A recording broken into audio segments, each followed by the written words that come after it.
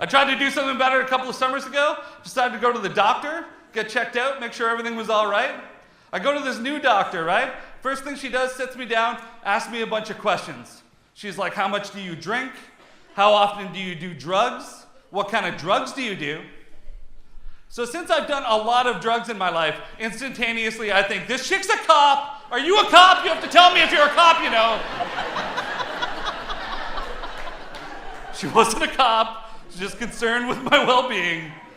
And then she sends me for the tests, okay? And I do all the tests. I do EKG, X-ray, ultrasound, prostate exam, calculus exam, SATs, parallel parking. I did all the tests, okay? So I do all of these tests. She brings me back into her office.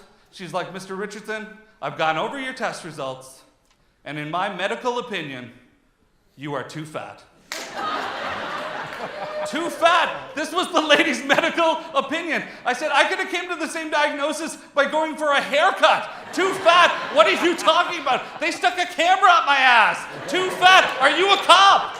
I didn't get it.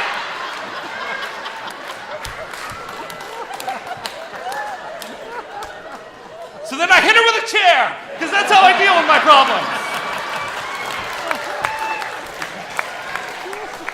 Everyone's allergic to everything at the office.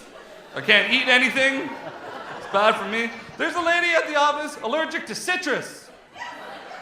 Can't have an orange.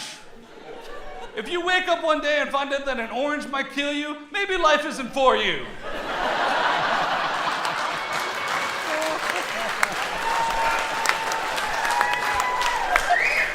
Because oranges are delicious.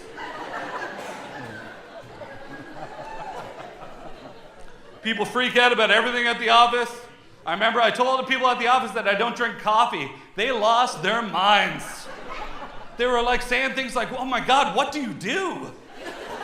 I was like, I go through my life without drinking scalding hot liquids. It's not that difficult. All right? The first time my mom ever gave me a hot chocolate, I thought she was playing a prank on me. Because when you're a kid, you don't listen that well, you know? And really, all I heard was chocolate, and then my mom handed me this cup of liquid. So I slammed that back, man. I burned my face off. She comes running over. She's like, oh my God, I forgot the marshmallows. I was like, what are they made out of? Acid? Get the hell away from me.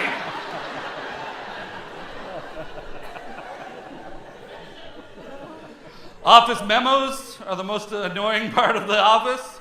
Office memo is your boss's annoying way of telling you what a terrible job you're doing. Just not to your face. That's what the office memo is. I was working at this one place, okay? 3 days in, this memo goes around. It's like, valued employees, we've noticed a shocking lack of staplers in the office. We ask that you please refrain from taking office staplers home for personal use. It's 2017. I don't know about you guys. I don't have a lot of loose paper lying around my place that needs fastening. I'm not taking any staplers. I could see if this was like the 1950s, you know, when a stapler was a new piece of technology. Maybe you could take it to like a pawn shop, get a few dollars for it, you know? You can't make any money at a pawn shop trying to sell some staplers now. I know, because I did steal the staplers. I did steal them. But it was a waste of time. You know the most ridiculous concept ever conceived of by man? Dog ears. Because they don't actually mean anything, all right? No scientist has studied this correlation. Do you know why dog ears was invented? Because one time these parents had to explain to their 8-year-old why his 9-year-old dog died. Kid was flipping out thinking he had a year to live. He didn't understand.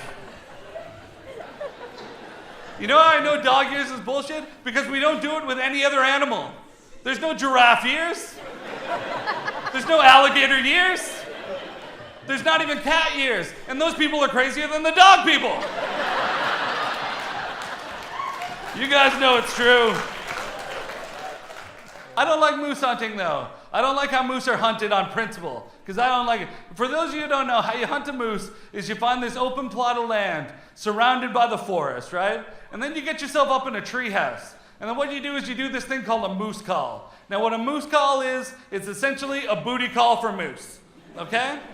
So the moose is frolicking along the forest, minding his own business. All of a sudden he hears this moose call. He's like, Elizabeth? Sandra? I don't know what the female moose are called, okay? This is just a reenactment. But the bottom line is he thinks he's gonna get some moose ass, right? So he goes bounding in to the open area land, boom, shot dead. That is a terrible way to die. It's a terrible way to die. I think I take it more personally because I kind of feel that if I were ever to be assassinated, that's exactly how they would do it.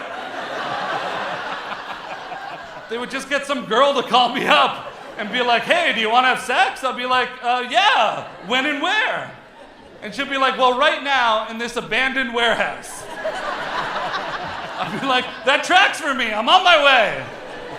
Don't start without me.